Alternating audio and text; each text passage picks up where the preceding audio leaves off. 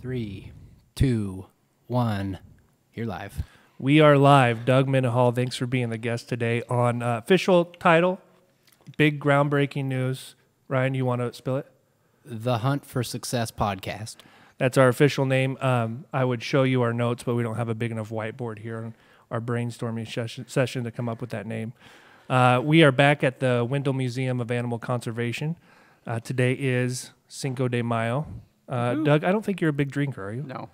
I brought margaritas. Okay. So if you want one, they're there. If not, there's water.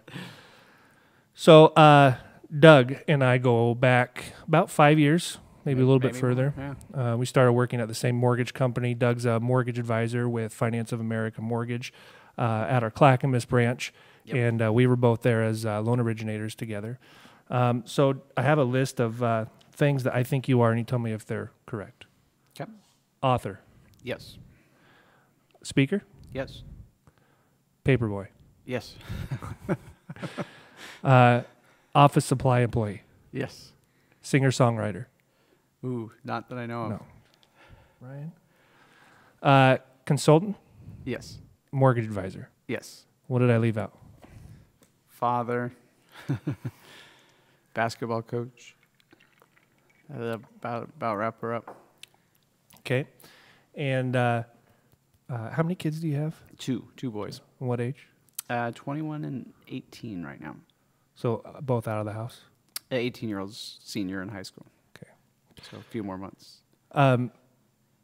So a lot of people would look at this list and say, that's a lot of achievements.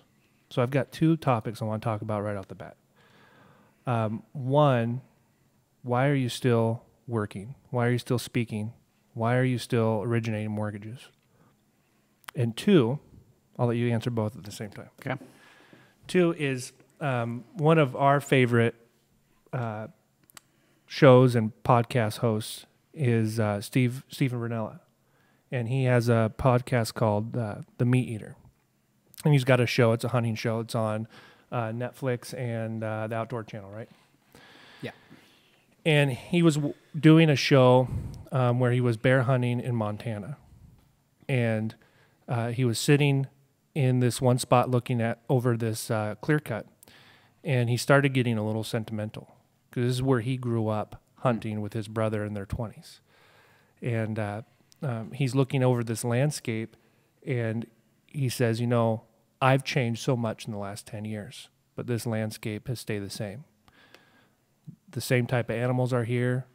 Time hasn't touched this place. And then he started talking about 10 years prior, he would have never imagined in a million years that he would be where he is today. And then he's looking 10 years ahead. And he's said, I'm going to look back 10 years from now and go, how did I get here? I can't believe where I am. So 10 years ago, did you picture yourself where you're at? So those are my two questions. Okay. Go. I would say I'll do them in reverse. So your second question, 10 years ago, I wouldn't have pictured where I'm at.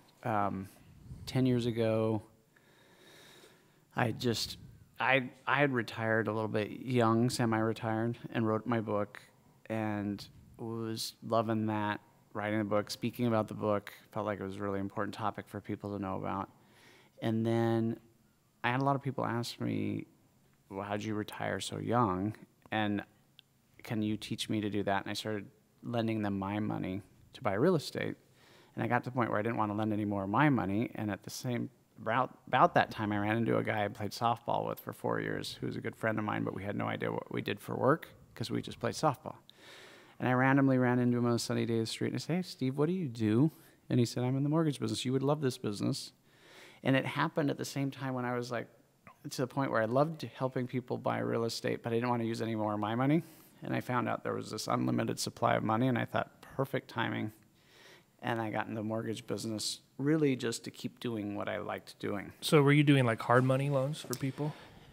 Well, just my own private money. Yeah, I didn't consider it hard money at the time. I just considered kind of lending them money to get into houses so they could buy them, and then they'd either finance me out or sometimes they carried the loans a little bit longer term. And was this like fix and flip or rentals, I would assume? Or it's even buy and hold, where they just wanted to get it quickly, and then they'd either finance me out 6 months, a year, or 2 years later. So most of my loans were 0 to 3 years, something like that. And was this prior to the mortgage collapse? Yes. Yeah, because I actually got into the mortgage business, I think, in the summer of '06, which was just like right before the mortgage collapse.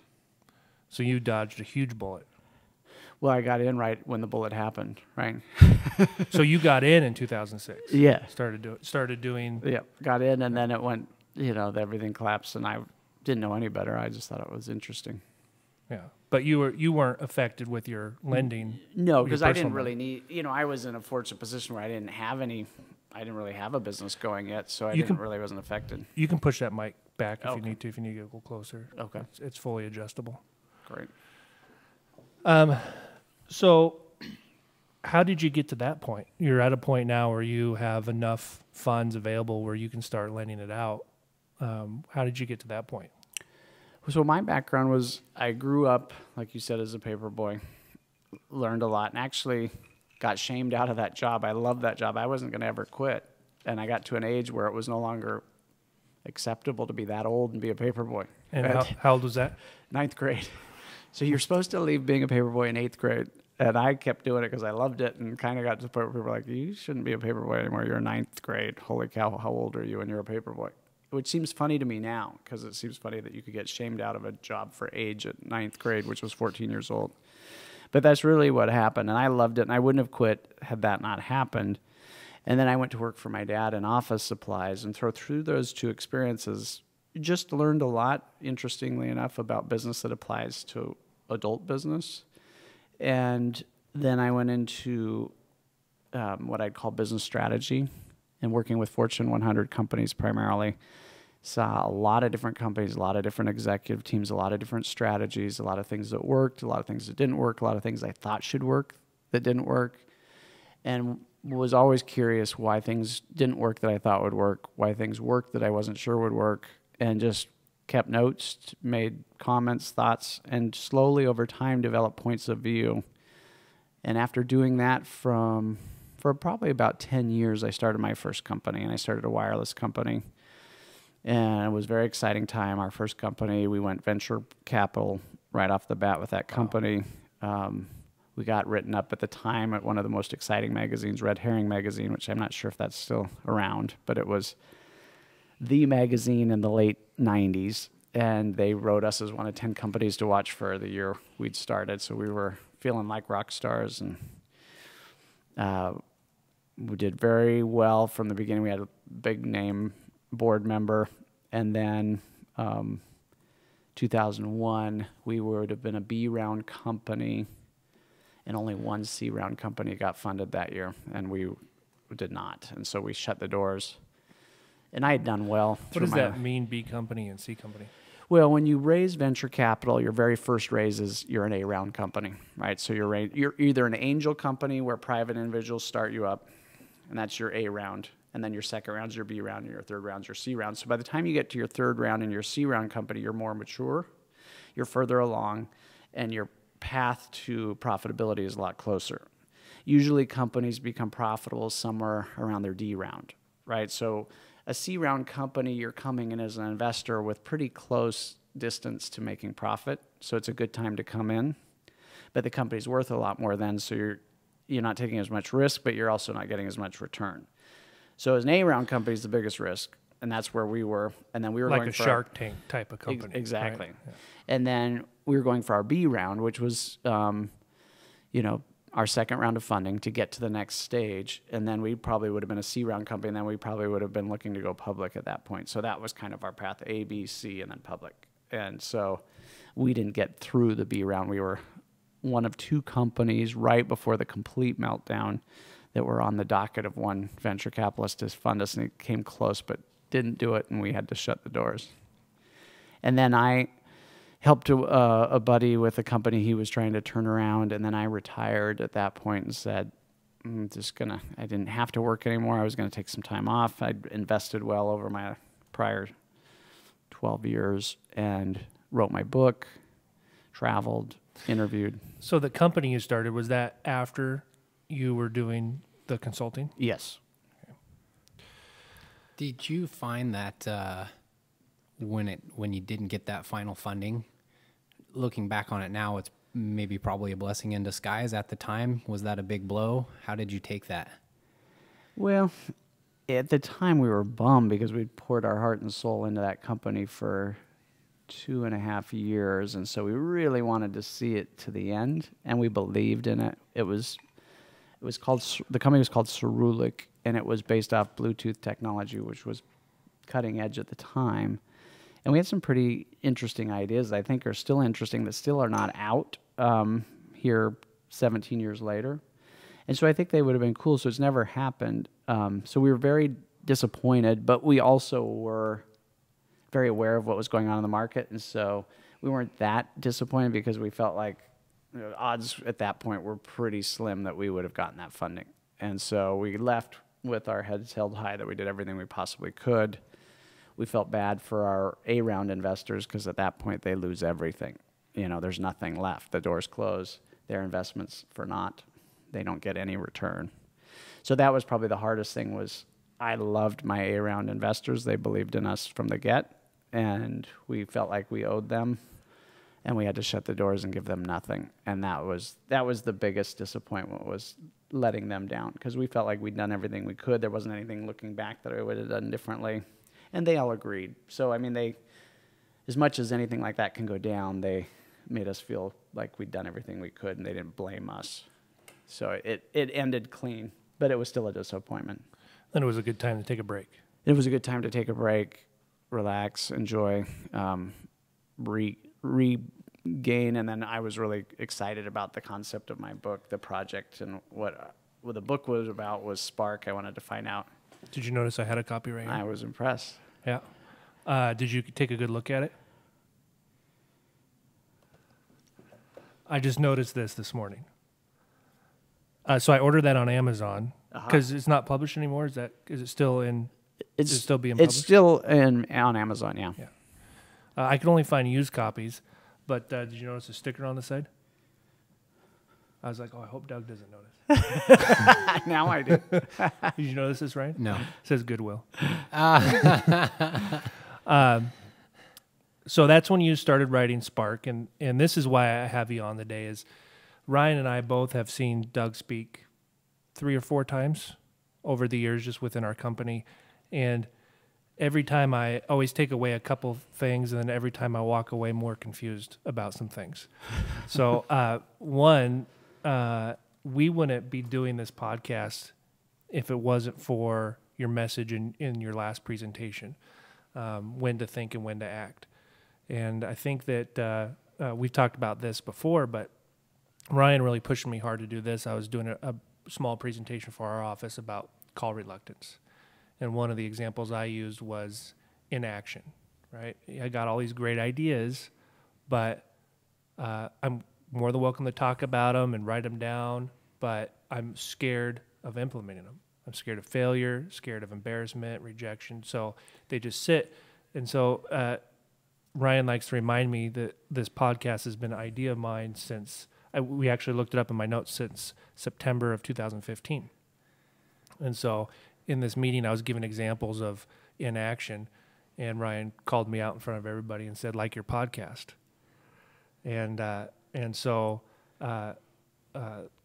we went to Sales Rally. We heard you speak, and then I turned to the person next to me during one of the breaks. It was Katie Parsons, and I said, would you like to be my first guest on the podcast on April 26th? So I put the date on the calendar, and then we got back and had to do all this. So That's awesome. So dive into a little bit about your book. I had a question. Okay. 10 secrets to living a life you love. Do you love your life right now? I do. I think that really comes across when people get to know you or just are around you for the first time. Our job as mortgage originators can be very hectic and very stressful. You always are calm. You're always smiling. You're always present in the moment. And up until recently you worked off a flip phone. Right? So I just want to speak to that really quickly. So I didn't know Doug all that well. I want to say it was Sales Mastery 2000, maybe 13 or so. And I sat next to Doug during half of the day's presentations, and he's literally closing big volume. You know, he's top in the industry. And I look over and he's got a flip phone. And, you know, and I'm scrambling with emails on my phone to, you know, to work on the handful of deals that I had at the time.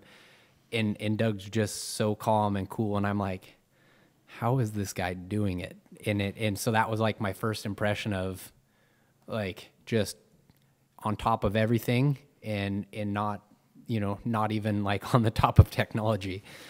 Yeah, so when I saw the book came in from Amazon, I said 10 Secrets to Living a Life You Love, and I immediately thought, that's Doug. So has it always been that way? I don't think so. I think I grew up in a very fortunate situation. I had a good family, had a good upbringing, had lots of people around me, that we had a good family environment. Easy life to grow up, but, you know, like any kid had the issues and probably I'd say a fairly normal childhood. What hit me with the book was as I became a parent and I saw my kids when they were really young, all of their friends had what I would call spark, and they loved their life without exception. And then as they started to get older, I noticed that wasn't the case. And as the older they got, the fewer and fewer kids I saw that seemed to love their life. There was more disappointment, confusion, frustration, and you saw kids become more distant. And when you'd known them when they were young, you're like, I wonder what happened to them. And so for me, Spark originally was a mission to help my kids not lose their spark. I didn't want them to lose it. And I wanted to find out, why did people lose their spark? Could they get it back? What age did they start losing it? And if people had spark, could they get more spark? And that was kind of my mission. And it was purely driven to help my kids not lose their spark. And then if anything else came out of it, it was a bonus. And so I started the process interviewing people that were adults that were told to me as having great spark, and then I'd end the interview with who's the one person you know that has the most spark of anybody you know. And it led me around the world. And I interviewed 300 people with spark all over the world. Wow. And as interesting as I entered 300 adults that had lost their spark all over the world. So I had 300 that held their spark as adults and 300 that lost their spark. And I had this big brown paper in my living room, and I would just put notes all over, and then I'd reorganize them and try to come up with themes. And I boiled it down to what I called the 10 secrets of living a life you love. I felt like there were 10 themes to keeping your spark, regaining it, getting more of it, and that was the book. And then I've been talking to my kids and their friends about it since they were young, and it's kind of fun for me now. Like some of their friends, we've been talking about this since 2005. They'll get into my car now as young adults and say, hey, Mr. Mendenhall, how's your spark? And it's just a conversation we have, the conversation of spark. What are you doing to keep your spark? How are you doing? How's your day going? What happened today? How did you keep your spark when that happened? And I feel like they've grown up inside the conversation, so they're armed for the world, and it's at least a concept for them. So with the word spark, are you talking about like them recognizing where their attitude is? Is that? Well, you know, it's funny. I get asked this a few times, and what I would say is when I first started the book, people would say, what is spark? And I didn't have a word for it. I had a gesture. And I'd say, you know, spark is that, you know, and I just kept going so somebody would nod and go, okay, I know what you're talking about. You know, when somebody has their spark, and they'd be like, okay. And now, you know, probably 12 years later, what I would say spark is confidence. When somebody has their spark, they're confident their life is going to work out the way they want it to work out.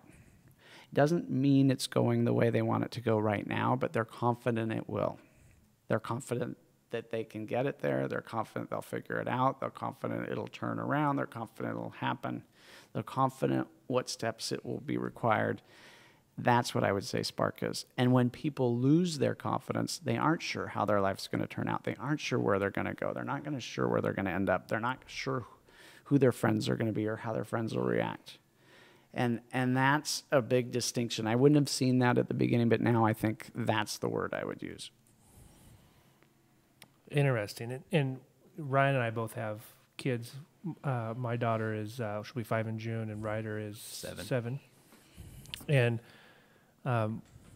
when they're young, they have no shame, right? They'll sing whatever song and they'll do whatever. And then as they get older, you do start to see that change where all of a sudden they're embarrassed, or they don't want to see, they don't want you in the bathroom, or don't look at me.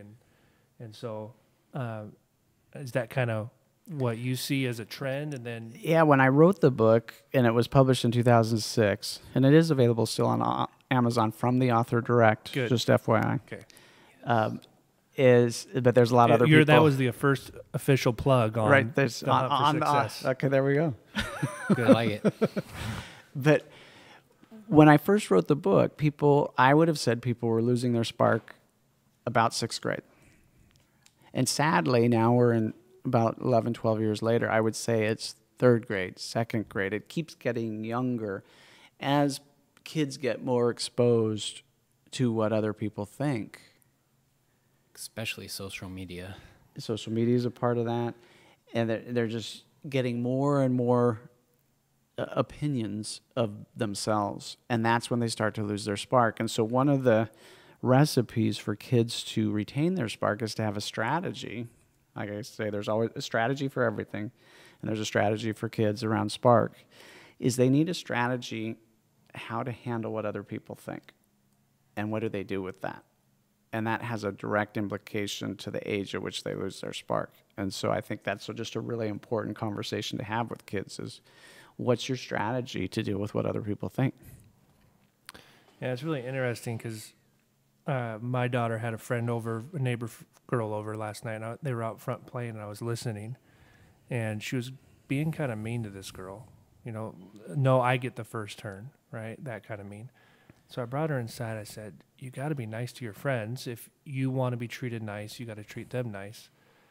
And then she kind of pouted and said, I'm not nice at school. I'm not nice at home. I'm just never nice. Like, felt bad about herself.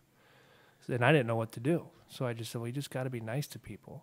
But after she went back outside, I'm like, I hope I just didn't screw her up to make her feel like she is unsatisfied, unhappy, or that she's a bad girl, and she's not. She is a really good girl, but yeah, as a parent, that was the first time I had to look myself in the mirror and go, do you have the skill? Like, questioning my own skills as a parent.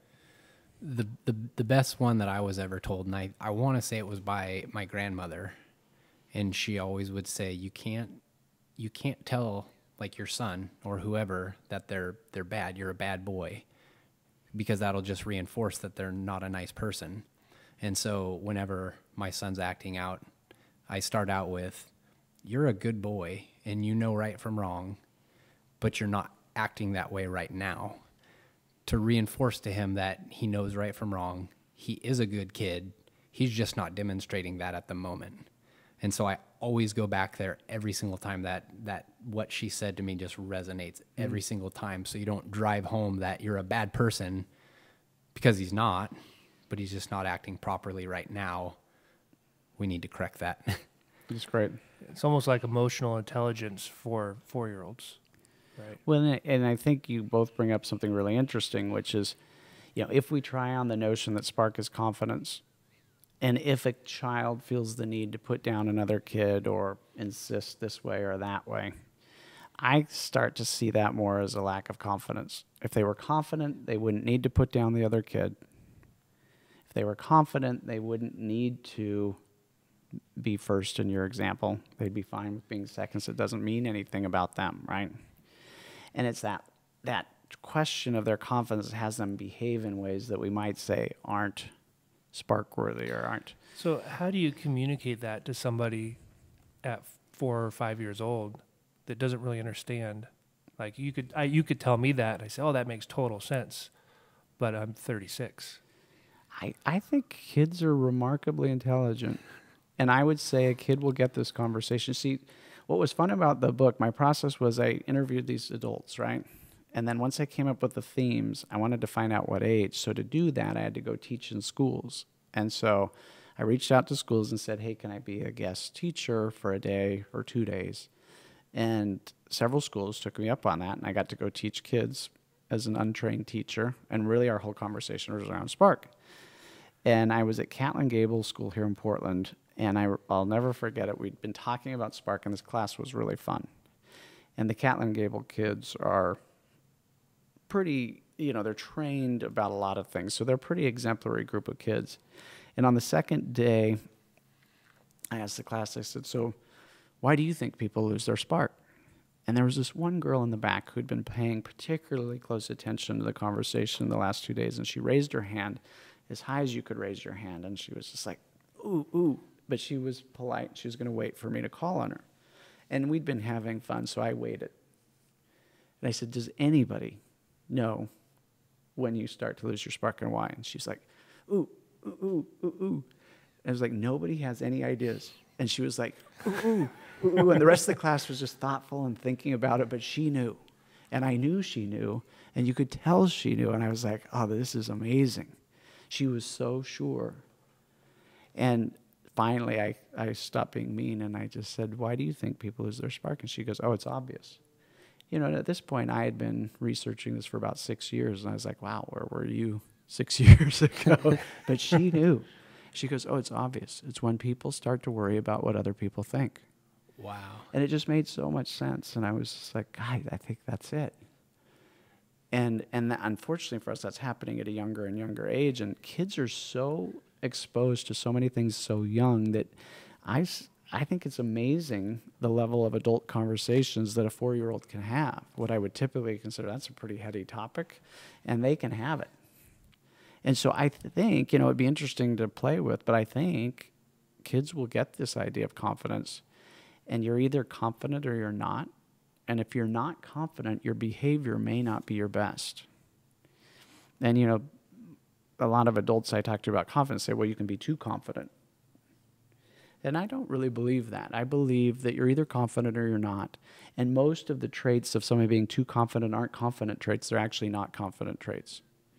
And so when somebody's too confident, it's really they're not confident. It's like they're trying to overcompensate for something. Yeah, and when you're confident, you're just calm. You're just aware that everything could work out. Doesn't mean you know everything. Doesn't mean you have any idea where you're going. You just know it'll work out. You'll figure it out. It'll come to you at some point. And I think, when you see kids that are confident, they're out taking risks. They're out introducing themselves to people they don't know. They're out trying things they've never done before. And if it doesn't work out, they keep trying. It's when they stop trying that they've lost their confidence and they don't want to try anymore. And you see it in adults now. And, I am always saying, the key to life is take risks and be confident. Risks will have you learn in areas you don't know, and even areas you don't know. And confidence will get you into a place where you'll take those risks. And I don't see a lot of discussion about confidence in the world. I always joke, and when I'm talking, I say, how many people have taken Confidence 101 at the university level? People laugh. Anybody take Confidence 102, 103? It just isn't taught. And I think it potentially is one of the most unstudied areas that has the most impact on people's lives.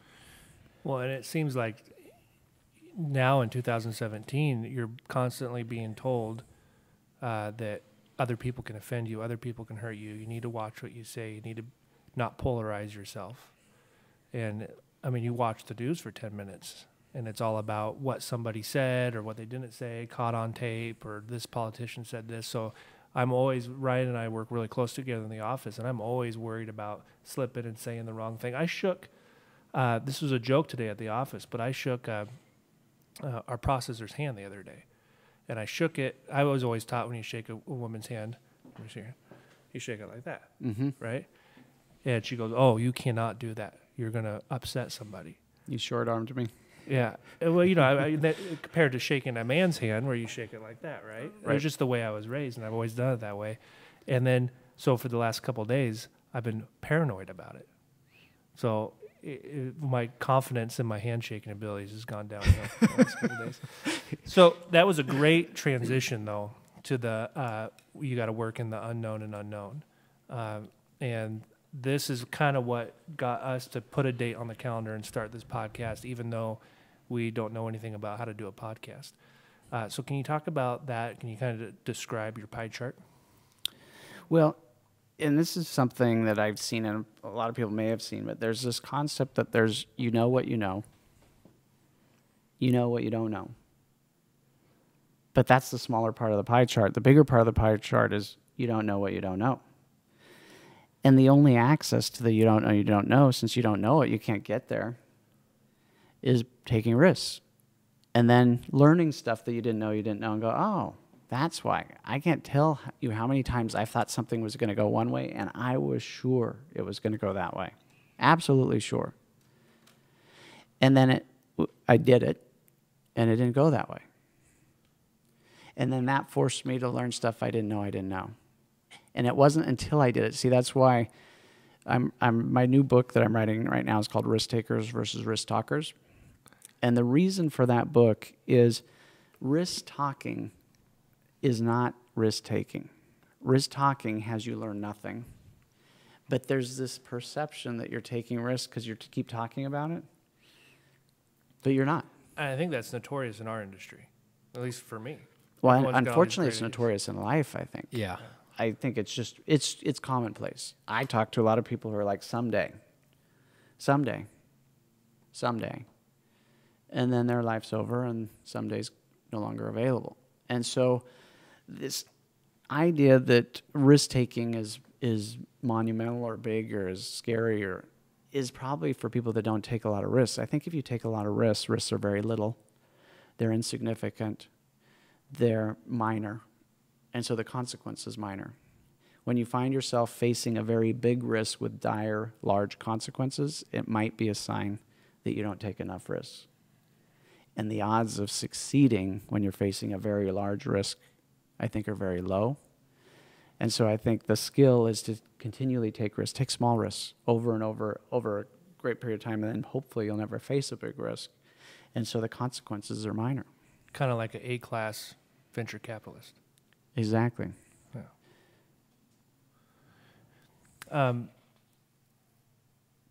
Yeah, I wrote that pie chart down, and we look at it all the time. We talk about it all the time. So I saw you speak 2 years prior to that at one of our company sales rallies. And afterwards, I came up to you, and I asked you a question, and you answered it. And to this day, I'm still confused about it. Okay. So Sorry. Reagan was 3 years old at the time, and Carissa, my wife, and I were trying to figure out if we were going to have a second kid or not. And so I had, kind of like when you wrote your Spark book, I was trying to ask as many people that had an only child or had multiple kids what their thoughts were. And so I knew you had kids, so I asked you, and another one of our coworkers were there.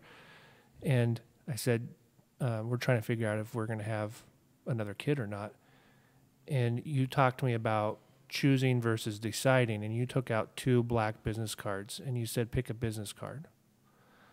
And so I picked one, and you said, why that one? And I don't remember what I said, some silly reason. And then you said, no, you're deciding, choose. And I still don't know what that means.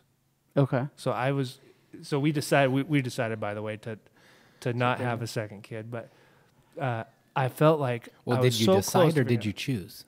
So we need to figure that out from Doug, like what it was. So we all have little things and big things that we're trying to decide, and I felt like there was something I was missing about what you said. I just couldn't figure it out. Wow, no, that's great. So there's this training out there called Landmark Education, and one of their big talking points is, as human beings, we are fully versed in making decisions. We're really good at it. I mean, you'll be hard-pressed to meet somebody who's not good at making a decision. We're trained in it. We do it our whole lives. We know how to make a decision. However, unfortunately, we have no training, and we're not very good at making choices. And the distinction between the two is subtle but significant. And so when you make a decision, you're comparing multiple alternatives and ruling ones out, and you're left with the last man standing. So you made a decision because of this, this, and this. And so a decision is always because of something. Like a pros cons list. Yep. I mean, I'm deciding this because of this. That's a decision.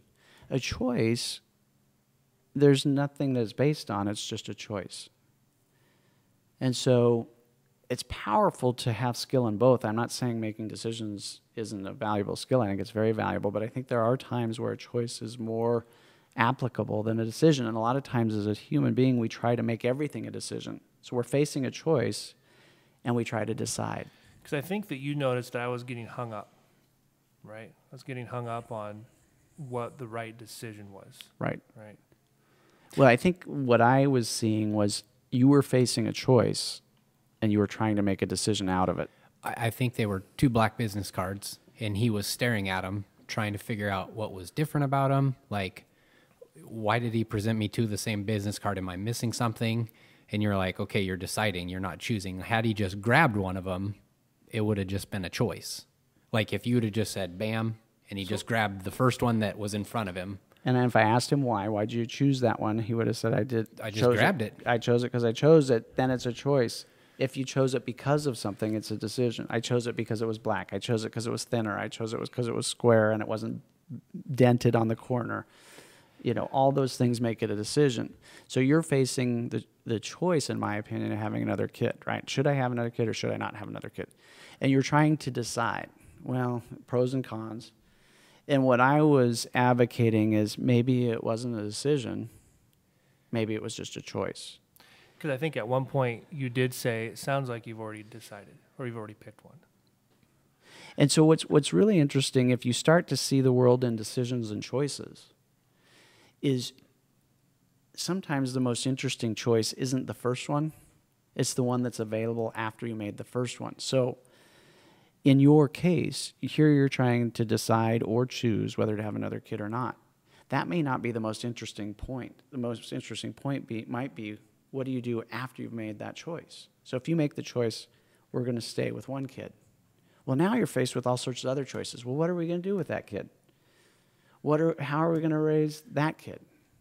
How are we going to get them around other kids so they get the experience of having multiple friends or whatever since they don't have a sibling? Or conversely, if you say we're going to have two kids, then the next choices are, well, what do we want to do with those two kids? Do we want them in the same room? Do we want them in separate rooms? Do we want them to go to the same school? Do we want to raise them the same?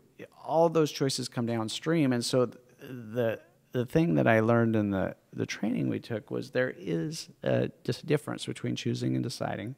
They're both valuable, but mastering when to choose is very valuable. And then once you make a choice, all sorts of other choices are available. And until you make a choice, those choices aren't available and they start to build up. And I always jokingly call that choice constipation. They just back up, and you just, until you make it, and then they all come flooding out, right? And you've got a bunch more to make. The choosing feels kind of like risk taking in a way. Yeah.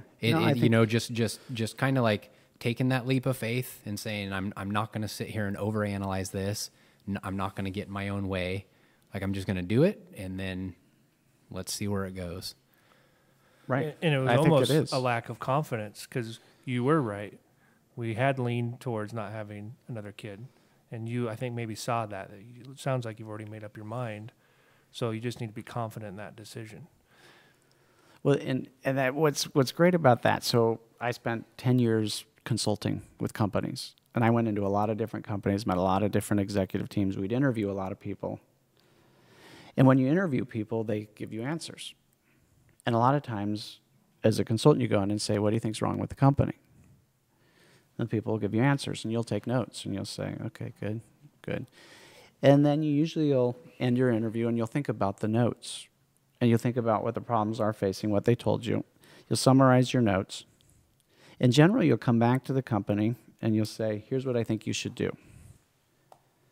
And the company and the people in the company oftentimes will see your recommendation like you provided them something very insightful. Like, wow, how'd you come up with that? How'd you know that that's what we should do? Where'd you get this? And what is ironic about it is they told you exactly what they should do. And you, being caught up in all the stuff in the company look at it, logically assess it, and go, they're right. They should do exactly what they know to do. And when they tell you from unconfident voice. They don't even hear themselves telling you. And when you tell them back, as the consultant, you tell them with confident voice, here's what you should do. And they hear it, and it sounds like new news. And it happened almost every time. And I was just baffled by it, going, God, so let me get this straight. They pay me to come in, ask them questions about what they should do. I take notes. I summarize what they should do, tell them back. And they're thrilled to death because it sounds like they never thought of it in the first place.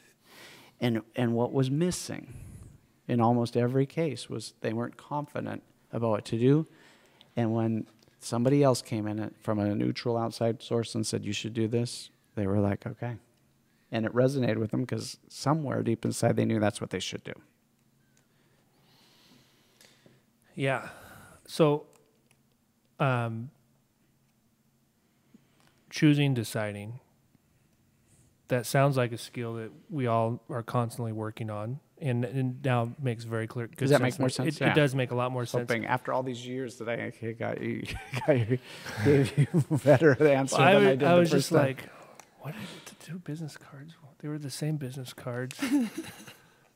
But I now looking back, we had already made up our mind. I just wasn't confident about it, and I needed somebody else to say, well, we only had one kid, and it worked out great. Mm. So how do you know when to decide and when to make a decision? Because like the podcast is easy. There's no risk there, right? So yeah, let's just do it. Let's try it. There's definitely risk. All the risks for the reason why you hadn't done it yet. Failure, embarrassment. Embarrassment was a huge one. All this equipment for nothing. Yeah. Stored in the garage, looking at you every day saying... Amazon does have a really good 30-day return policy. Okay, gotcha. So you'd minimize that risk. Yeah, minimize that risk. I think, again, now that you've taken this risk and you've seen how it worked out and you're like, okay, it might propel you into other risks. And that's what I was trying to get at with small risks. Because as you sit back now and logically look at starting the podcast, it seems like it wasn't that big a risk. And as I hear you talk, you're like, yeah, it really wasn't that big a risk. But before you did it, it felt like a big risk. And so I think the more risks we take, the more we get into a risk-taking mentality, the more things we throw out there and we learn from, and the quicker we iterate. Because think of it like this. Let's say you take one risk a year.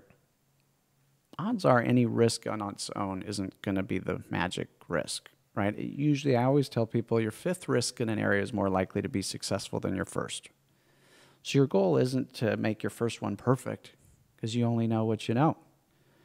Your goal is to get to your fifth risk as fast as possible, because if my time between my first risk and my second risk is a long time, that feels like a really big failure. If I take a risk this morning and this afternoon I take a second risk in the same area, it doesn't even feel like a failure. It feels like an iteration. It feels like, oh, I did iteration 1. This afternoon I did iteration 2. Tonight I'll do iteration 3. Tomorrow morning I'll do iteration 4. By tomorrow afternoon I'll be on iteration 5. I'll probably have it somewhat figured out by then. And that doesn't feel like failure. So the speed with which you take risk, I think, has a direct correlation to our sense of, was that a failure or just an iteration? Well, and that makes me think right away the story about the O.J. Simpson case. And maybe you can talk about it, but in your story, they're taking one risk a day, and they get to a certain point where they're willing to try almost anything. Yeah. Well, that story was just the story of two authors, and their whole strategy was to take 5 risks a day to launch their book. And to my knowledge, they're the ones who have gone from nobody to bestseller the fastest of anybody before and anybody since.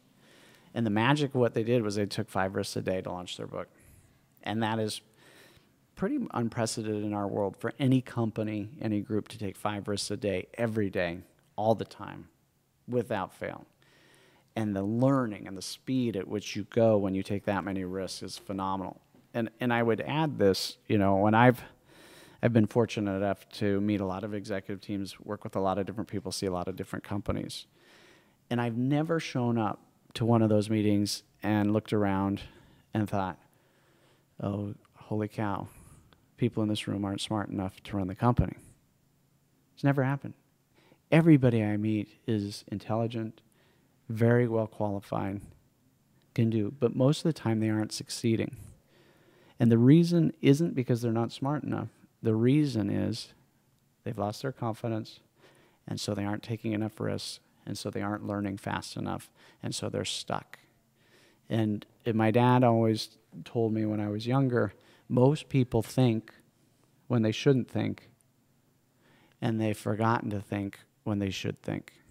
And I was fortunate to learn some very early lessons on when thinking is really valuable and when thinking is paralyzing.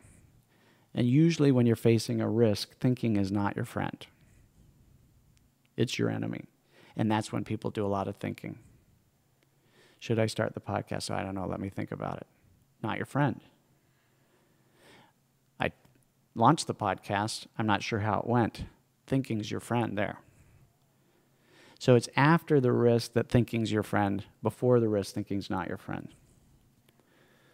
I just want to touch back on, like, you just giving an example of your dad, giving you amazing advice, and going back to people maybe losing their confidence, and having parents that give their kids the confidence to go out and succeed. And like, you never want to tell a kid, like, no too much. Obviously you don't want them to hurt themselves, so jumping off the roof is a terrible idea. But maybe somewhere in between that and jumping over a Lincoln log is okay.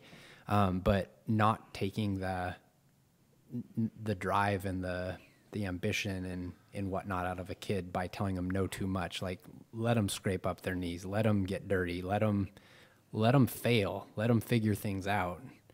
And it sounds like, and from stories that you've told, that's exactly what your dad did for you. That's a great comment. I'm glad you said that. And I remember when our first son was very young, we made a conscious effort to, instead of saying no, I don't think we ever said no. I say no about 30 times a day. Was to suggest. So rather than say no, like, oh, don't do that, we'd say, hey, why don't you come over and do this? And it was subtle, but he never heard no. And what's interesting now as an adult, he's really not much of a rebel, never has been.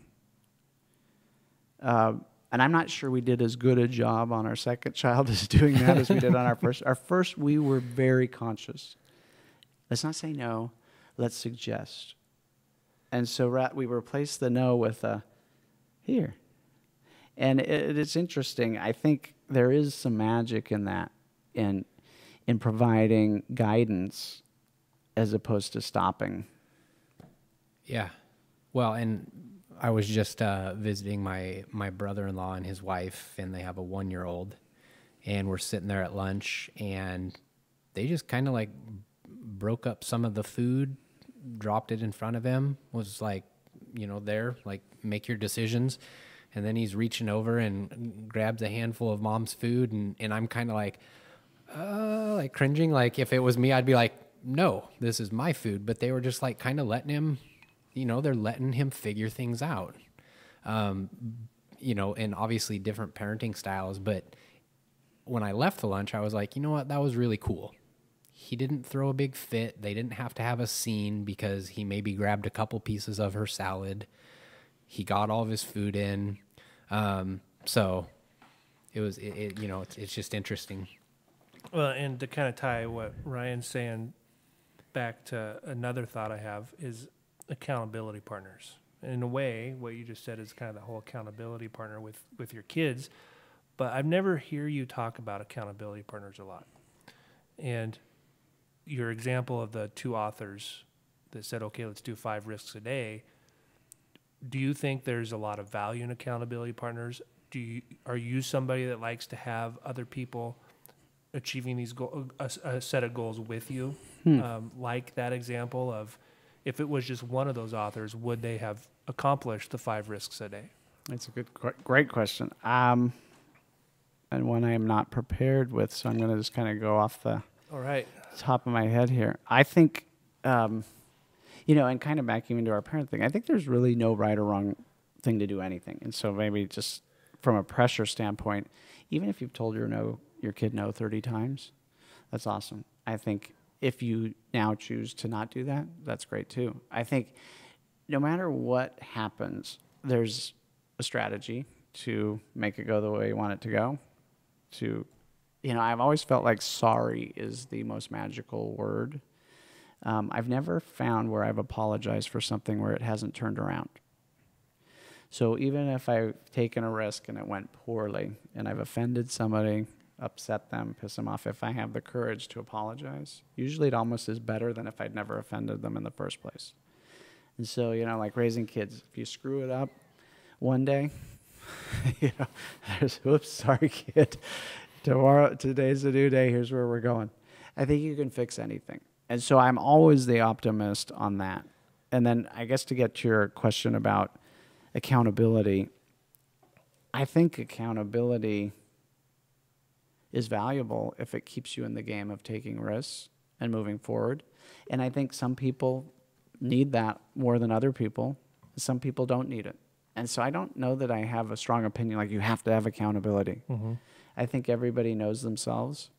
And if they're honest with themselves, they say, I would perform a lot better with accountability because that serves me well. And other people may just be naturally accountable, and they don't really need it as much. I know people who are so accountable, the idea of accountability partner probably doesn't occur to them. Just going to get in their way. Yeah, they might slow them down. You know, they're just very accountable. Like they go after it and they make it happen. I know other people who love that, and it's a great relationship.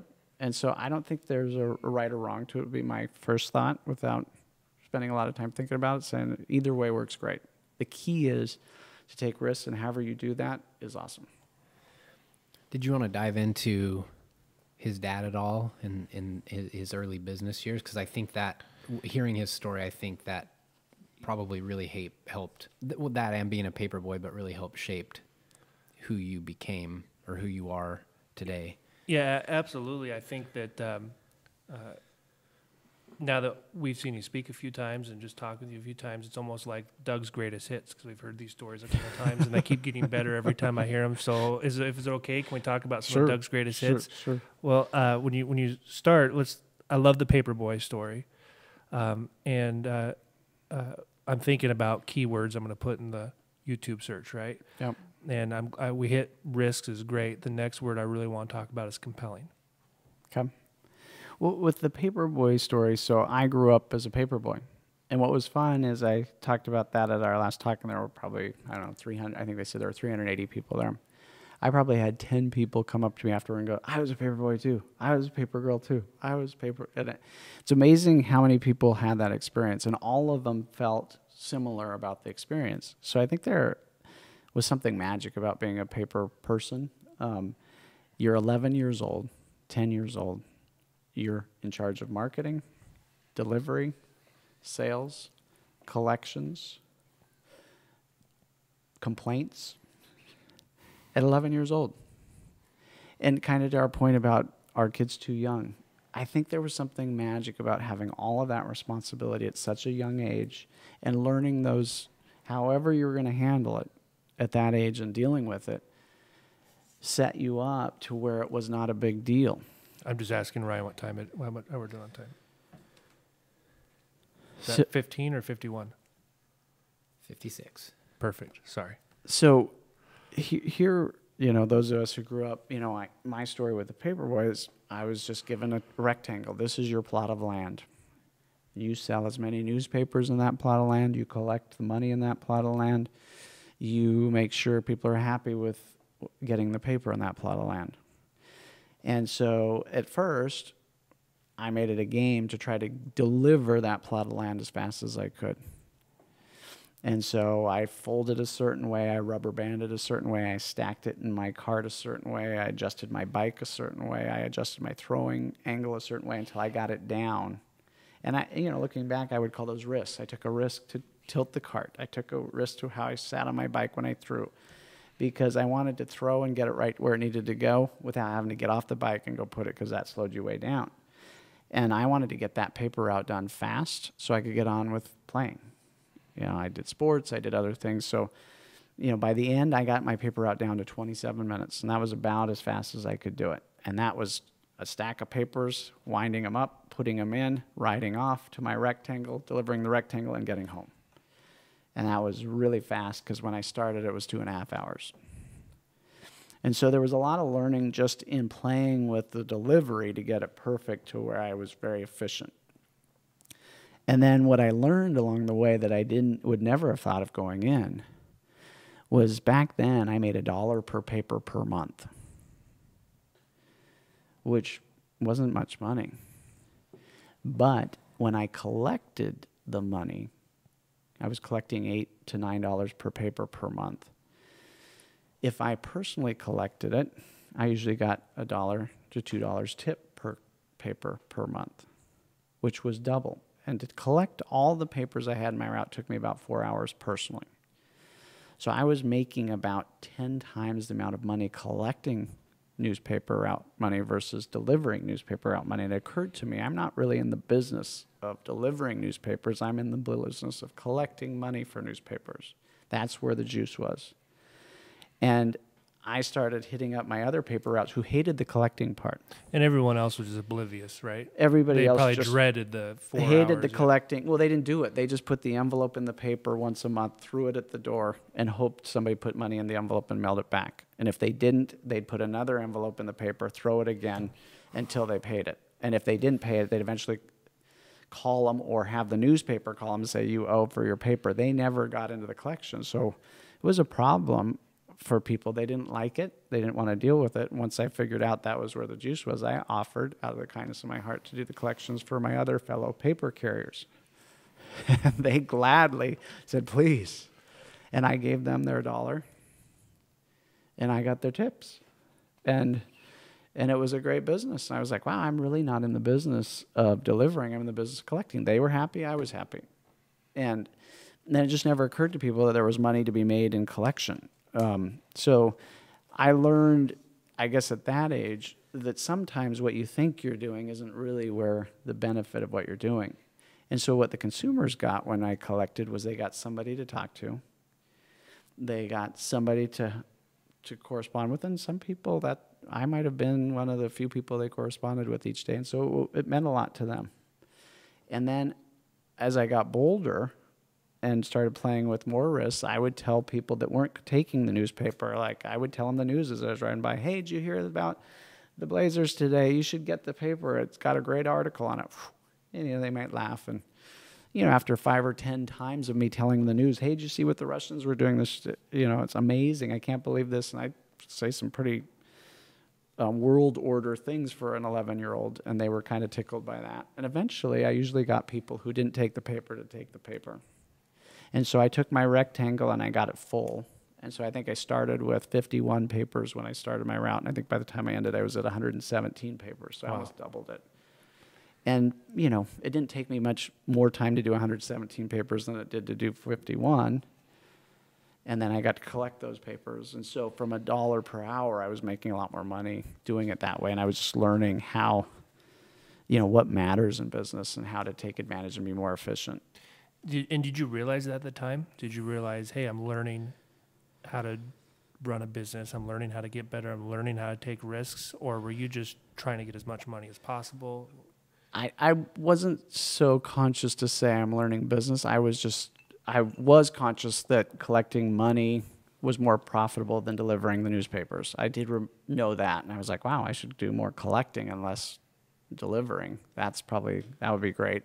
I was conscious that getting more papers on my route was beneficial, but that was more fun for me. I just wanted to see, could I do it? Mm-hmm. And it wasn't so money motivated. I just wanted to know, could I get these people who aren't taking the newspaper to start taking the newspaper? It was kind of a game, almost like a social experiment. Like, Hunter, what would it take for them to want to take the newspaper? And as that started happening, I kept playing games till I learned. And so I had 4 years of delivering the newspaper. And I always tell people I was shamed out of it because the last year I was too old at the ripe age of 14 to be a newspaper person. You weren't supposed to be that old and deliver the newspaper. So I left reluctantly. I really didn't want to quit being a newspaper, but people were kind of like, it's time. Old. It's time. You're kind of old. Yeah. Which is weird because I was a paper boy But it was more of a high school thing. So you were older. I was older. I was a freshman, sophomore, and junior in high school. See, maybe we paved the way for you. You must have where it paved was the way. cooler to be older, to be a paper boy. And Because now they're like 40 years old delivering the paper. So somehow along the Yeah, line, it's gotten what's up older and with that? older. Like, There's I don't think older- there are young kids delivering newspapers No. anymore. Well, in my neighborhood, the paper guy comes when I'm leaving to go work out at 4:30 in the morning. He's And- got his flashers on. And he's in a car, and he's He's like in a car, and he's 30, just jumping. 30 to 40 years old, right? Yeah, he's just jumping out, running them up to the doorsteps. Yep. You know, in the pitch dark. So somehow see, the I young... think I innovated that because when I was a sophomore, there was a junior or senior girl that really liked me, and so I kind of played her out a little bit and got it to the point where she would drive me around in her car to deliver the paper. This is when we delivered them after school, I think, except Wow. for Sundays. It was early morning, Look at you. and so she drove me around, but it was pure laziness that I have to ride my bike. Her name was Jill, I remember. That's great. My only time my dad would drive me around traditionally on Christmas Day, we'd go deliver the paper in his car. That's That was awesome. our Christmas Day tradition. Do you feel like your dad played a part in your paper business success? I mean, did he mentor you at all during that time? You know, I don't think he did specifically, but I'm sure everything that happened He suggested some things. yeah, made me think about those things, you know. And then he definitely mentored me when I went to work for him. I learned a lot. He was the king of office supplies in Corvallis, Oregon. At the time was the only office supply store. And so, you know, it was just a great experience. He was a small business owner. Everybody loved him. He's So everybody's best friend. Was that your dad's big risk? Did he have other Yes. businesses prior to that? He worked for a company, fairly successful at Evans Products in Portland, and moved to Corvallis to start his first business on his own and bought an office supply store, having never done office supplies, out of the blue, in a town he didn't know anybody in. Big So risk. It was a big risk. Unfortunately for him, it paid off. So I would, you know, he's passed now, but I would love to have interviewed him and asked him, did he see little risks he took along the way that didn't occur to him like a big risk, or did that occur like a big risk?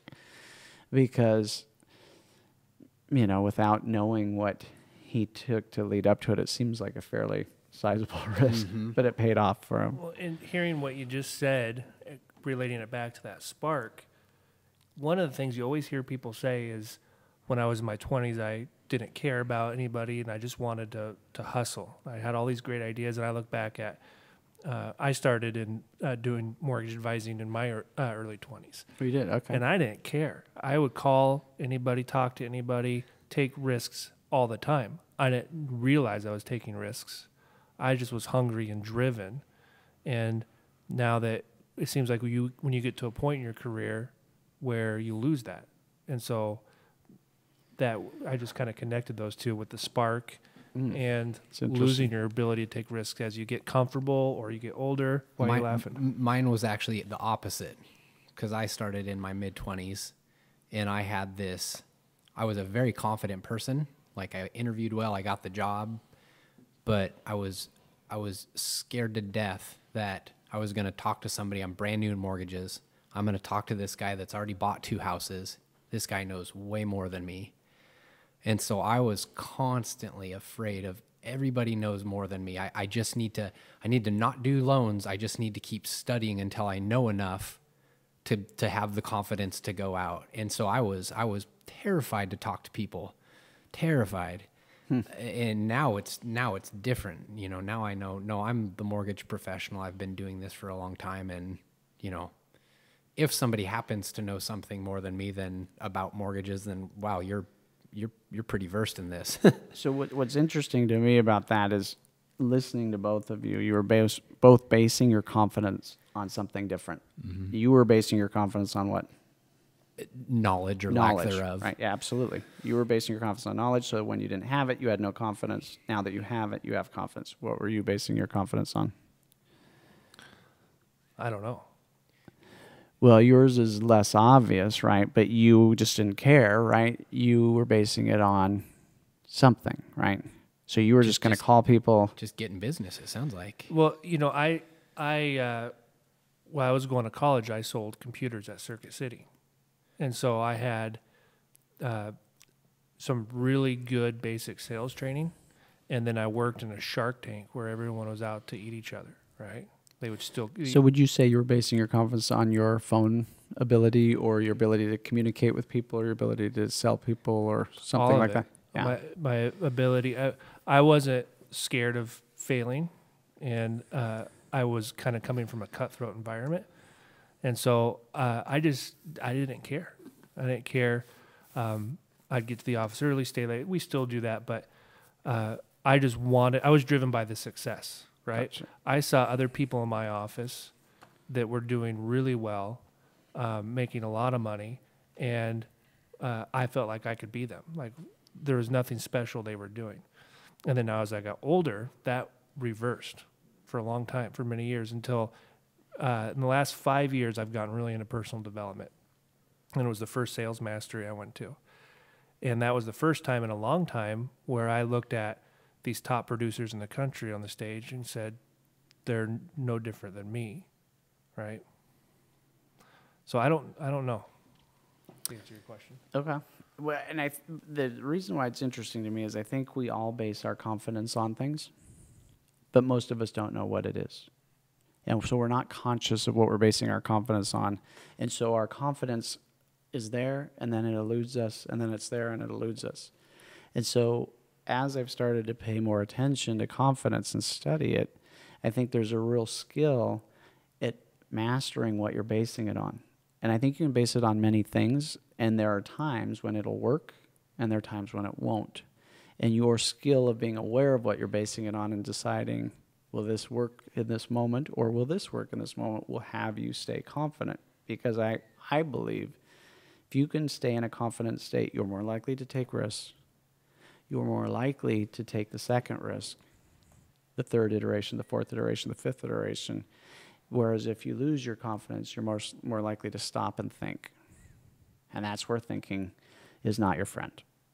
Is most people who lose their confidence spend a lot of time thinking and a lot less time acting, and their learning stalls.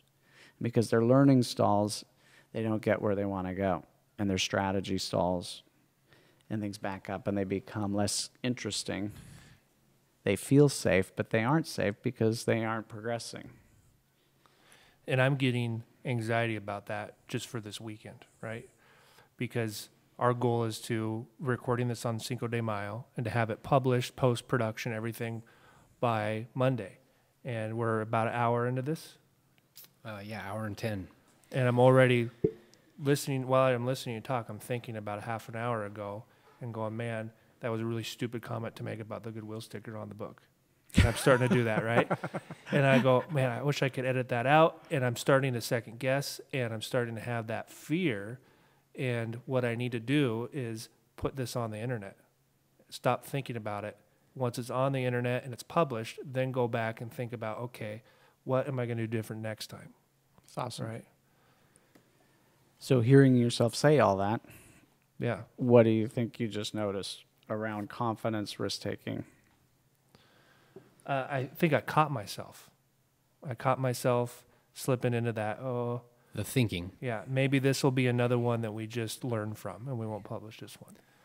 And back to the accountability partners, I know myself really well, and I have to have multiple accountability partners, and I have to have tricks that I hold myself accountable. Like I set my voicemail every day and I put the date and I put the date on there so that the next day, if I don't set it and somebody calls, then I'm going to look like an idiot.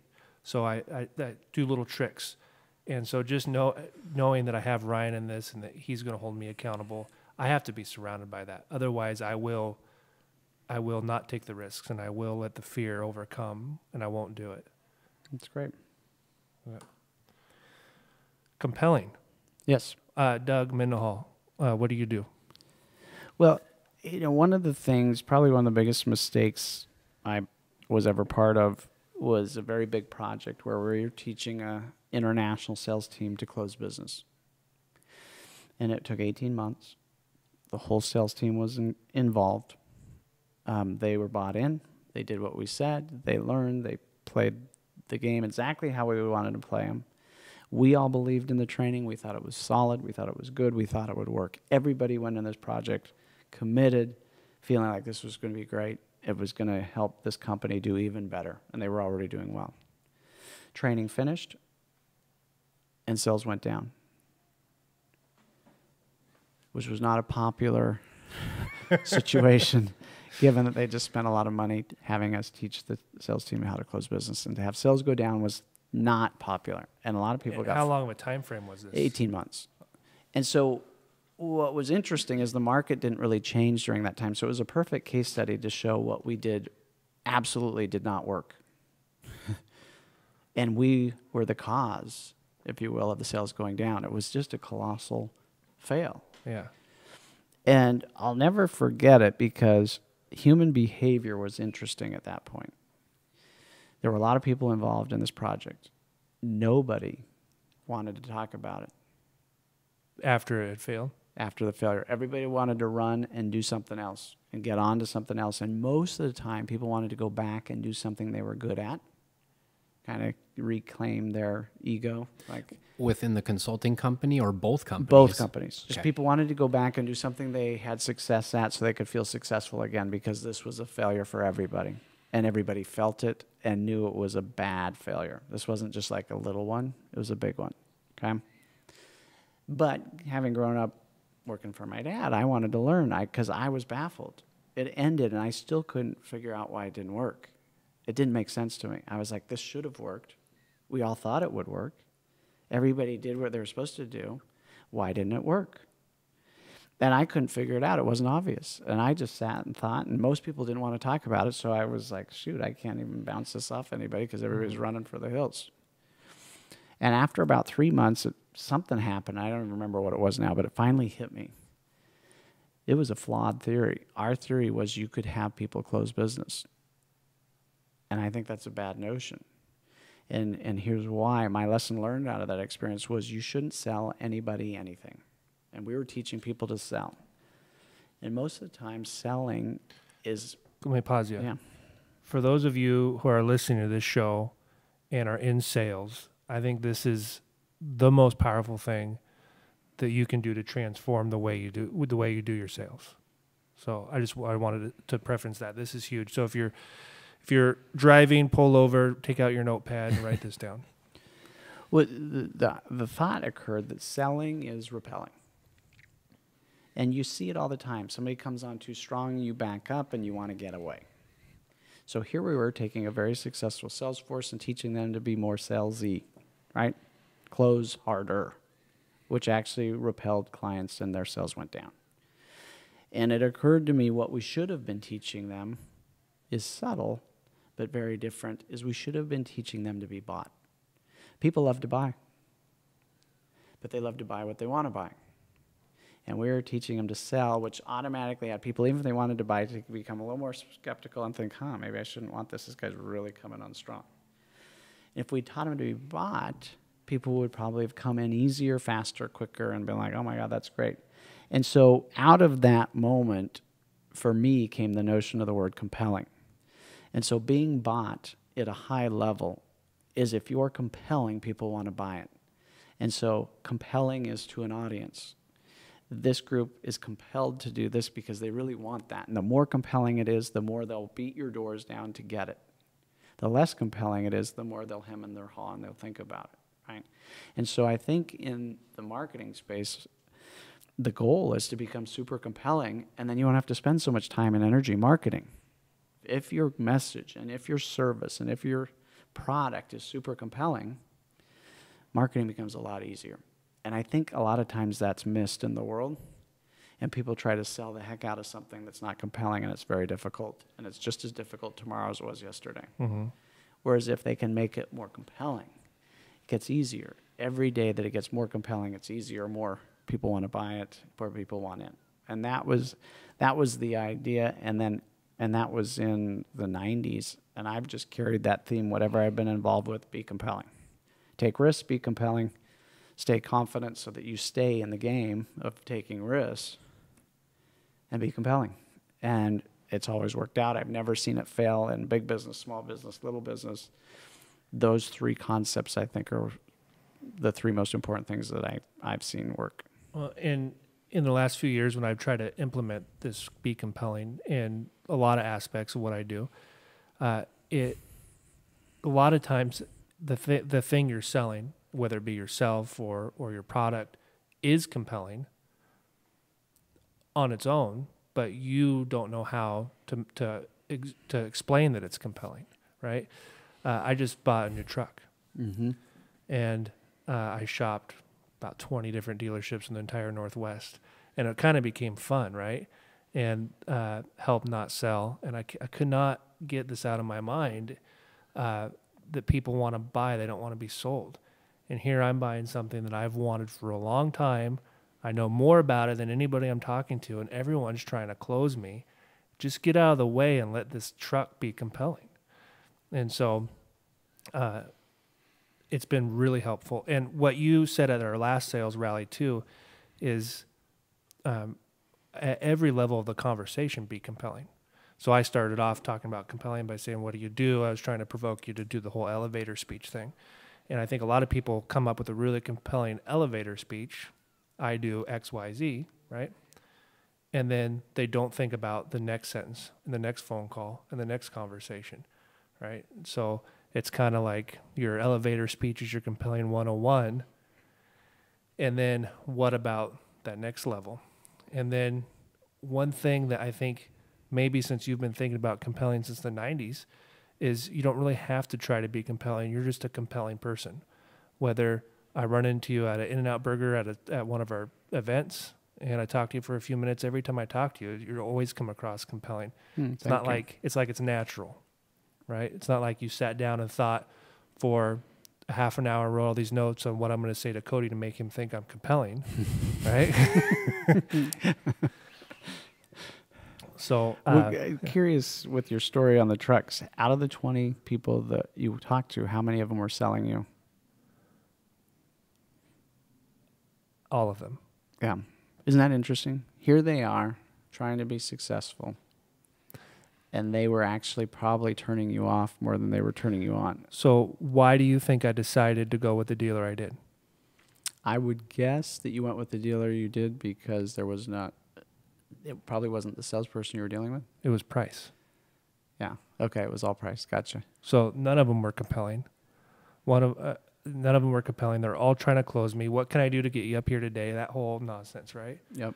And so I went to the person that had the lowest price, and then I took that person and I pitted them against the other 20 people, and then who can get back to me the fastest with the best price? I was driving Ryan nuts talking to him about it for a week. True story. Where if somebody would have said, wow, you really want this feature of this truck. You really want a console. Let me tell you all about the console. I have one too. And they were compelling. I probably wouldn't have spent all week going after an extra $800 in savings. That's great. And it doesn't surprise me. And I think and these are professionally trained car salespeople. And I see it all the time in the world as people, go into Best Buy, selling you. Go into Standard Appliance, TV and Appliances, selling you. And they've trained the consumer to not want to talk to them, which is opposite what they really would want to have happen. I've gotten really good at the car dealership stare down when you first get out of your car, when you're pulling the parking lot and there's a line of them standing there, which always blew my mind. Right? Going back to being aggressive in your early 20s, I would love to be able to be a car dealer for a week, right? See how well I could do, be a car salesman. But they're all standing there, all shoulder to shoulder, and that it's like, you're pulling, and they're like, oh, I wonder who's up next, right? Where I'd be out researching the cars, sitting in the cars. You want to sell a car, why don't you sit in the car while people pull up? They're just different ideas. But I got really good at that stare where I could tell people that I haven't talked to them, don't talk to me, just stay away. Yeah. And I actually used, I think it was one of your lines with the dealer I went up going with, because I was telling her about how big of a jerk this other guy was, and he's just trying to close me, trying to get me in the dealership. I said, people want to buy, they don't want to be sold. So I totally stole that from you. And I was thinking, What'd she say? well, I was thinking she's going to think I'm a genius and she's going to take this, and she went right over her head. She was like, oh, that's really interesting. So here's the final number. Yeah. How can I get you in here? Yeah, how can I get you in here closed. today? Yeah. What's Yeah. it gonna take? That's Yeah. funny. And so, I'm talking with the manager, and they wanted me, so I put a deposit down on this truck, and the truck wasn't there yet. It was en route. And so I thought I had bought that truck. Well, you put a deposit down on the truck, nobody else can buy it from you. But in order for it to count as a sale for the dealership, you have to drop it, like take it down where you're officially bought it. You maybe haven't given them money yet, but you sign a contract saying that's the truck I'm going to buy, and then that counts towards their sales. So this car dealer wasn't very good, and she was so anxious to get me to sell that she didn't realize that the delivery date of this truck was after the end of the month. And if we don't drop it during this month, then all your rebates and stuff expire, and you're up to the new rebates, maybe they're better or worse the next month. And so I go, well, I'm not going to do that because it's 7 hours away. I got to drive out there. What if I get out there and don't like it? What if I want a different truck or a different color? So she gets the manager on the phone, and he goes, what do I have to do to get you to drop this today? I said, take another $1,000 off. And he goes, done. But he didn't have to do that. He didn't have to give me further discounts to close me. But it was just, that's the game you want to play, then let's play it. Yeah. So now that's done, and I'm so excited to go pick up my truck and not have to worry about, one thing we use a lot in our industry, I use this a lot. I think I've heard Ryan use it too, is buying a house is a lot like childbirth. And once you're in, you'll forget about this miserable process you're going through. Like, what a horrible thing to use, but it's very true, and that's how I feel about this. I don't think I've ever said that. You've never said that? Not in those terms. I use that a lot. But then I always, when I called to do my thank you a few days later, they always laugh and they say, oh, yeah, I forgot all about it. It's just like childbirth. But how are we doing on time, Ryan? Hour and 25. So, first official guest on the Hunt for Success. What's your feedback? What do you think? What do you like about our venue? The venue's amazing. This place is incredible. Does it fit the title? I think so. Yeah. And I think it's a very relaxed process. I think very enjoyable. I hope listeners get out of it a lot, and it's a good listen for people. Do you listen to a lot of podcasts? I don't, but I'm more intrigued. Yeah, I'm more intrigued now. Yeah. Well, it's the new thing, and I've gotten a lot out of podcasts. And the way I got into podcasts, a lot of it's because Ryan, but I said about 5 years ago I got really into personal development. Our regional vice president of our company been pushing me to go to this sales mastery seminar every year. He brings everyone back, and they tell their takeaways, and they make you feel lazy for not going. And I just wasn't into it, wasn't into the rah-rah. And so finally I went, and totally changed my perspective of personal development. And I came back, and I was on fire for about 5 months. And then I was starting to lose that drive. And then we had our company's sales rally where we had motivational speakers. So I got way into it. And last year, it was either last year or the year before, we bought the DVD, Ryan and I did, from the Sales Mastery. And because we said it's going to be at least 6 months before we go to another one of these, so let's buy the DVD. And every Wednesday, Ryan and I both bring our lunch to the office. Oh, We would warm up our lunch and put on one of the speakers, and we'd rewatch it. We called it Midweek Motivator. Yeah, Midweek Motivator. And if you're listening to this podcast, I challenge you to wait a week or two, write down what you took away, Be Compelling, Paperboy, then come back and listen to it again, and I bet you'll have one or two takeaways that were completely different. That was what we experienced by watching these videos over and over again, and we watched 5 or 6 times. Yeah, we'd watch the same speaker because we'd have new guests come in. We would have a realtor come in or an insurance person and eat their lunch. We just said, we just want an hour of your time, get some motivation, get over that midweek hump, come in, listen to 45 minutes of a speaker. And so some of the speakers we literally heard 7, 8 times, and every single time I heard something new that I hadn't heard the previous time, and I could, out of the exact same speech, and I could relate it to something that was actively going on. That's awesome. In my life. And that's really interesting as well. I there's this great author out there named Leo Buscaglia. Yep. You know him? So Leo Buscaglia, the quick story on him, he went to the University of Southern California and said, I want to teach love. And everybody kind of laughed at him and said, love? You don't teach love at the university level. Nobody else teaches love at the university level, and to my knowledge, nobody ever does. But USC did. They took a risk and they said, okay, go ahead. But here's the rules, and if it doesn't work out like this, we're canning it, basically. Well, not too long after he started, he was the most popular class at University of Southern California. People started attending the university because of his class. He taught it under an oak tree. And it was everybody's favorite class. And people knew about it. People went to the school for it. Amazing success story. He's also an author. He's since passed, but I remember in college, I bought his books, I read them, and I would highlight. And I remember, so this would have been in the 80s, I highlighted in yellow, which is kind of the standard highlighter color. But since I was the son of the office supply king, I knew there were highlighters in blue and pink and orange and green. And so every 5 years, I would reread the same book. And what was interesting is I would highlight different things in the book with, every 5 years I'd use a different color because something else hit me more than it did the time before. And it was the same book. And so very similar. Yeah, just different things going on in your life, just a different place. So you get those different takeaways. Yeah.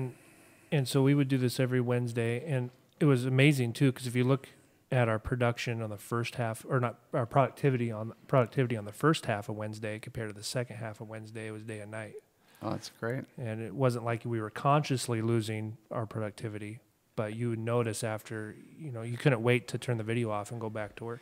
Well, yeah, you had a page full of notes, and you were like, just ideas were just popping left and right, and you're like, I can't wait to get this video done so I can get back in my office and knock this out of the park. Like, I got 4 hours left in my day. There's only so many speakers on this DVD. So then we would start looking for different material. And Jocko was at one of the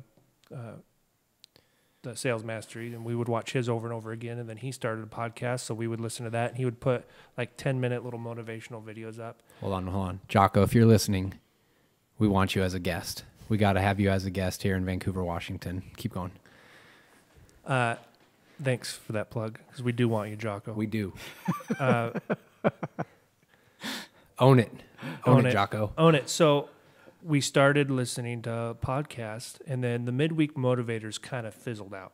We don't do it too often anymore. But we are both constantly listening to podcasts all day. Just in the background. Just in the background. Well, here's what I was going to say about what you got something different out of each time. There's, this notion, I think, that we're taught practice makes perfect. And I've never really bought into that notion. I've always bought into the notion that practice makes permanent. And so here you are listening to your weekly video, the same one over and over again. And this is my theory. I'm going to test it out and see if you guys think this is along the lines. But the first time you listen to it, you get this out of it. You go run with that, you practice it. It's now become somewhat permanent in your curriculum, so you don't see it as much the next time because you find something else. And then you get the opportunity to practice. It's not like with me reading Leo Buscaglia's book. The first 5 years I highlighted this, practiced that, it became permanent. So I didn't really notice as much the next time I read, but I noticed this because I hadn't learned that or embedded that or made that permanent. And so I think there's this idea that we can practice something long enough to where it's permanent, and then we don't see it as much anymore because it's now in us, and then we look and see something different. Are we still good on our video? That one just shut down. I think that was that noise. This one's still rolling. Okay. Well, you're technically the only one that anybody can see right now. No. I think. Oh, wait, no. I am. You want to switch seats? Well, and you only have so much capacity. I get through I get to about 9:30 on the first day of sales mastery, and I want to say, okay, time Pause. out. Yeah, can I go back? It's been 45 minutes. Yeah. I need to go digest some of this already. But the podcasts are great. They're great because you don't have to listen in depth. You can just kind of have it on in the background. It's not distracting. And we listen to a lot of them. Joe Rogan that was actually what got us started. Is we watch a lot of Joe Rogan, and I had this great idea. I'm like, okay, I'm going to ask Joe Rogan to be my first guest, right? He's Joe Rogan. He's huge. And so Ryan, that was one of the things Ryan rolled me out in front of all of our coworkers. Is Cody's too scared to invite Joe Rogan. So we came here and we did a little video and got it posted because he was going to be in town for a comedy show. We never heard back, but if I wouldn't have done that, I don't know that we would have ever been doing this podcast. Wow. Yeah. Because I knew that the chance of succeeding was like 0.1%, but You got Joe Rogan in spirit. you got Joe Rogan in spirit, but It was the go for no. Like, we knew it was like 99.9% chance it was going to be a no. and So I was like, what do you have to lose? and you asked me earlier, where did my confidence come from? It's got nothing to lose when I was early in my career. Now, if I go out and do something stupid and polarize half my client base, I have a lot to lose. I have a database to lose. I have a reputation to lose. I'll bet you anything if you ask Joe Rogan 5 times, the 5th time he'll say yes. Dude, it's been once. Well, we hit him up and then his manager. Let me give you a story. So when I started my company, I was nobody. Nobody had heard of me. I'd never started a company before. And once we were going for our second round of funding, we had Bob Crandall as the chairman of our board. Bob Crandall was the CEO and chairman of American Airlines, chairman of the board of American Express, the chairman of Halliburton Oil. Pretty big time. Pretty big time. And I always got the question, how in the heck did you get Bob Crandall to be chairman of your board? And people were just like, what, do you know his aunt? Are you connected to his sister? What's the scoop? They thought there was some magic thing. And I was just like, I called him. They're, what do you mean? What do you mean you called him? And I said, I called him. They're like, you just called him? Just looked up his name in the white pages. And I said, I called him. Yeah. And what I had done was I'd done some research and found out that he was intrigued with technology and he was an innovator. And so I just appealed to him on what we were doing. I thought it was innovative. I thought it was a new technology. It was disruptive. It could change things, and it intrigued him. He wanted to know more. He didn't say yes right away. We probably were on our 5th call by the time he said, yes, I'll be chairman of your board. But it's just such a lesson learned is people think things are so magic. And I'll bet you anything, your first iteration was you sent him a video. I'll bet you anything. There's definitely a strategy to get John Rogan on this call. And if you do it 5 times, you'll do it. And one more other quick story.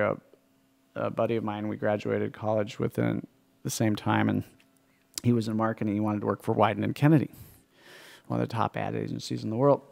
And they told him no. And he really wanted to work for them, and he tried again, and they told him no. But he really wanted to work for them, and he tried again. They said no. Finally, he went out and bought a full-size door at the hardware store. Wrote on it, I'm going to keep knocking on your door till you hire me. FedExed it to him, and they hired him. It's like the Rudy story. Persistence pays off. There's always a strategy for everything, and your first time, you're probably not going to get it, but you will eventually figure it out. Is that a challenge? Yes. What's your new book going to be called again? Risk takers versus risk talkers. And how far into that are you? Well, I've got about 10 years worth of research. Okay. So I've got a lot of it in my head, and I'm just waiting for the time where I can just sit down, write it all out, and put it into a way to digest it. It sounds like you just need to take that risk and start putting it on paper, Doug. Absolutely. Absolutely. Is that a challenge? That's a challenge, Doug. I want to read your book because I've gotten through the start of Spark, and the first chapter is on purpose, and it's amazing. Actually, today on Facebook, your intro to the book had an awesome quote and I'm on the spot now. But it talked about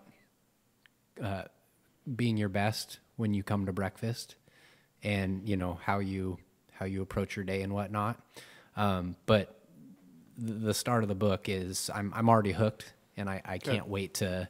Awesome. I can't wait to get through all 10 chapters. And that was actually going to be one of my questions, is just, you kind of answered it, but how did you come up with the topics or the key word for each chapter? Did you have like a mentor helping you write this book, or did you have any background? No, I had never written a book. I had 2 editors, with each different perspective help me write it. And, I ran it by lots of people, and early on, what I get a lot of feedback was, when I talk to you, I totally get it, but when I read your book, I don't get it. And so it took a lot of editing to try to capture, because I felt like I'd been given this great gift talking to all these people, and I knew it in me. And it was really hard to take all of that years of research and put it traveling on the world, talking to 600 people. And have it come out. And then that was hard for me. It was to figure out how to get it to come out on the paper. And I would do it differently now, having done it once, Like the process? Yes. So your part of it in chapter 1 talks about you did trials, little experiments as you're walking down the street. Yep. Whether it just be eye contact, a smile, or good morning, how are you? Yep. Can you talk a little bit about that? Yeah. Well, this is where Spark started. Was I was in New York just as a tourist, and I was in between meetings. I was actually there to raise money for our company. And so in between the meetings, I had time, and I was always interested in people. So I walked down one street, and this would have been pre 9/11. And New York was not a particularly happy place. Coming from Portland, Oregon, which is pretty happy, I was struck by how miserable people looked on the streets. And I was like, wow, it is not Just very busy, hustle and bustle. it's not the happiest looking place I've ever been to. So I thought, I'm going to play with this. So I walked down one street, and I'd say, hi, good morning. And most people would not say hi. And those that looked at me were scared. Like, why is this guy saying hi? What does he want? I can't wait to get away from him. I was like, wow, this is different than Portland. Most people there say hi back and smile back. So they thought I wanted something from him. So the next street, I thought, okay, I'm not going to say hi. I'm just going to smile. And not a completely different reaction. Most people were like, why is he smiling at me? What's he want? Get away from me. It's like, this is interesting. So it hit me on that trip. I was like, why? What happened? I'm not sure this is the way we're supposed to live life. I'm not sure this is the way we want to live life. And wouldn't it be great if when people come to Portland, Oregon, they go, wow, that is such a happy city. And I was like, wouldn't it be great if Portland was the sparkiest city in the world? And people came there and go, I just love going there. There's something about that place. People are happy, they love life, and everything's going great. You know, it's funny you say that. You come from a small town, Yep. right? Corvallis is not a large town. And for many years, me and my friends would go to North Dakota to go on pheasant hunts every year, every fall. And the first time I went, I was in a town called New England, North Dakota, which the entire city was probably 3 blocks by 3 blocks. And that was a large city. The next closest town was 30 miles away. And trying to remember the name, Bowman, North Dakota. And so I was by myself driving up to meet one of my other friends for breakfast before we went hunting. And I'm driving around trying to find this restaurant that was inside of a bowling alley. I'm driving up and down the street, and there's people out, walking around, and they're all looking at me and waving like this. And I'm like, what? So I drive by somebody else, and they go like that. So finally I pull my truck over because I thought maybe I left my hunting boots on the top of the truck, or something was wrong. And so I got out, nothing was wrong. And then so I drove back down. I go, these people are just waving hi. They're just waving to me hi, like, because it's such a small town, and that's just how it is there. And I'm like, this is awesome. And I got really used to being there. I mean, you walk into the bar, and now we don't plan where we're going to hunt. What we do is we go and we know a couple good bars where you walk in and you just start being friends with people, because that's all they want. They just want people to talk to, right? Somebody different to talk to. So we'd go in, and within a couple hours, we'd have 4 or 5 invitations to go out hunting that day. Wow. And then you come back, and you go over that Great Divide, right? And you come back down, and you reach, right, maybe Tri-Cities area, and as you get closer to the big cities, people's driving changes, and you don't realize it when you're in it every day, but everything changes rapidly the closer you get to the city.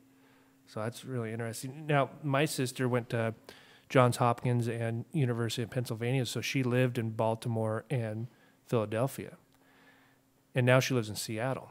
And she says that the people in the East Coast are more friendly than the people in Seattle, but it's a different type of friendly. There's a sense of urgency. They're moving. They're constantly going. So it can be perceived as being rude, but they'll always open the door for her. And the people are, it's a different type of friendly where it's more true caring than a fake, smile. But just interesting. Well, and I would say going back to New York now, post 9/11, is a much happier city, ironically. And more pride, more unity. Yeah. It's something, as horrible as that event was, something positive came out of it. Would you say our first podcast, was it compelling? I think so. I liked it. It was Good. fun. It's fun to be here. Well, thanks a lot for taking a risk and accepting my invitation, not knowing what you were walking into to be on our podcast.